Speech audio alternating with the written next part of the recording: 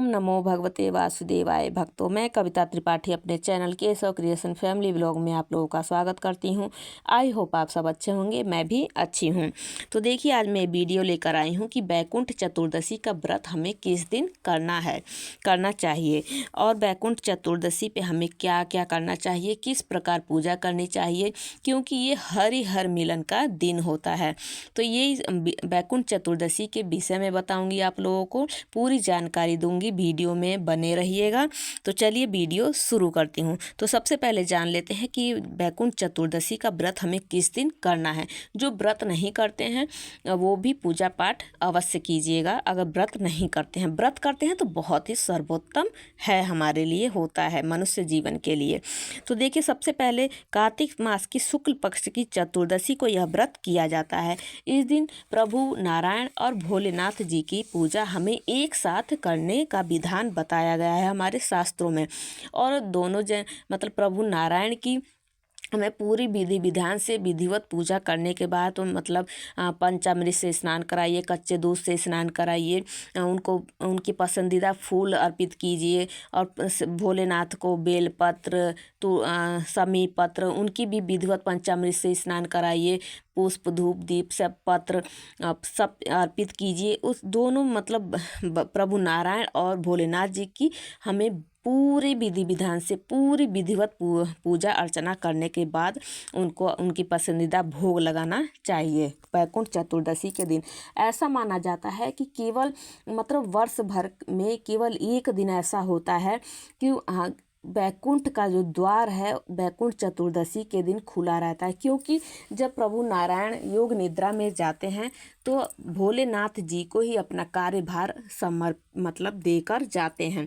और 4 महीने तक जो भोलेनाथ जी हैं वो विष्णु भगवान जी का कार्यभार संभालते हैं। उसके बाद बैकुंठ चतुर्दशी के दिन जब भगवान देवउठनी एकादशी के दिन योग निद्रा से जाग जाते हैं, उसके बाद बैकुंठ चतुर्दशी पर ही भगवान भोलेनाथ जी से मिलने जाते हैं। इसलिए बैकुंठ चतुर्दशी को हरिहर मिलन भी कहा जाता है। ये बहुत ही मतलब एक मतलब सोने पर सुहागा जिसको बोलते हैं ना, कि मतलब बहुत ही ऐसा टाइम होता है कि जो मनुष्य अपने जीवन को मतलब सार्थक कर सकता है। ये दिन ऐसा होता है। उस दिन अपना पूरा मतलब एफर्ट लगा दीजिए, पूरा पूजा पाठ जप तप सब उस बैकुंठ चतुर्दशी के आप जरूर कीजिएगा। अगर व्रत करते हैं तो व्रत, नहीं तो पूजा पाठ तो अवश्य ही कीजिएगा।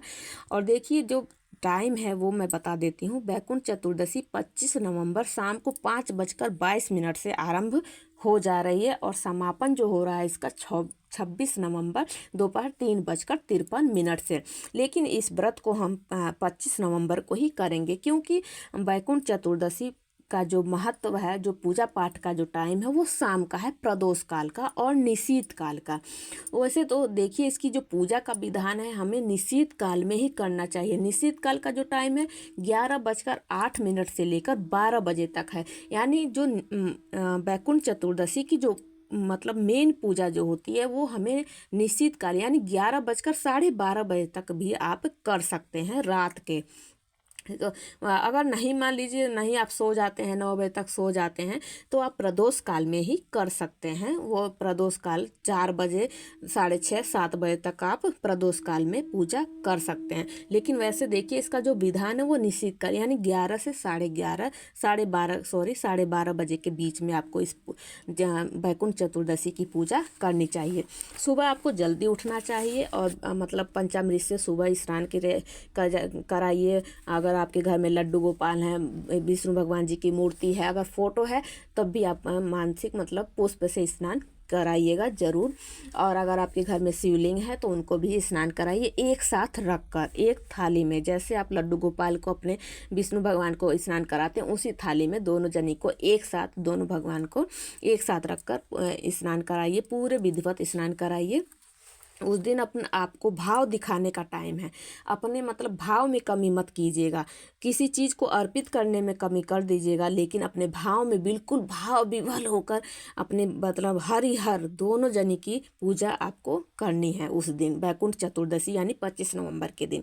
उसके बाद आपको सुबह तो अपने नॉर्मल पूजा करनी है, पूजा वूजा कर मतलब स्नान उस्नान करा देना है। उसके बाद आपको जब अगर आप प्रदोष काल में कर रहे हैं तो आप प्रदोष काल में फिर से उनको स्नान उस्नान कराइए। उसके बाद उनको भोलेनाथ जी को भस्म अर्पित कीजिए, विष्णु भगवान जी को तुलसी दल अर्पित कीजिए, खीर बनाकर अर्पित कीजिए, जो भी मतलब उनकी जो पसंदीदा चीज़ें हैं, पीले वस्त्र पहनाइए, अर्पित कीजिए।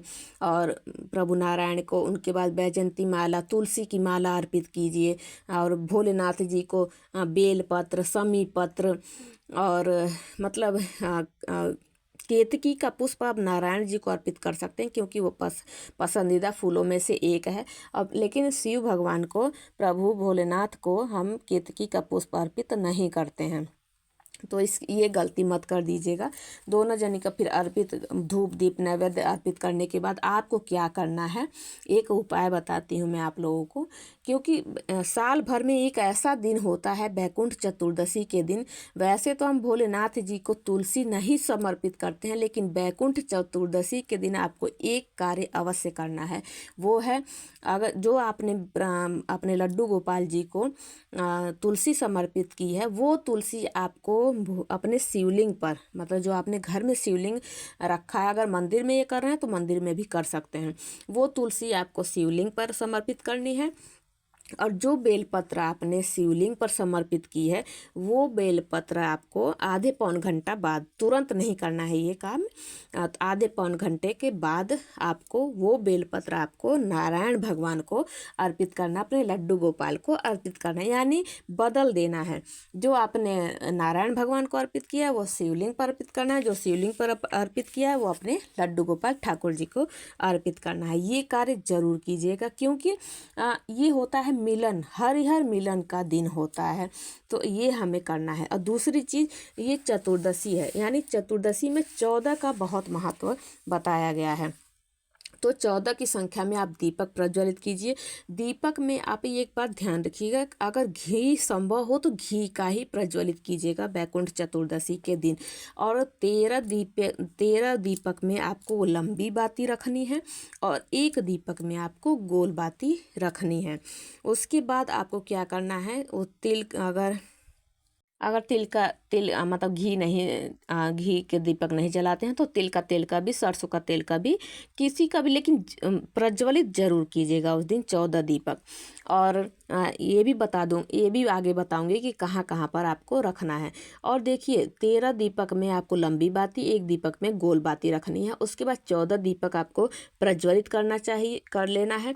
उसके बाद आपको क्या करना है, 2 दीपक तो आपने प्रभु नारायण और भोलेनाथ जी के सामने रखना है।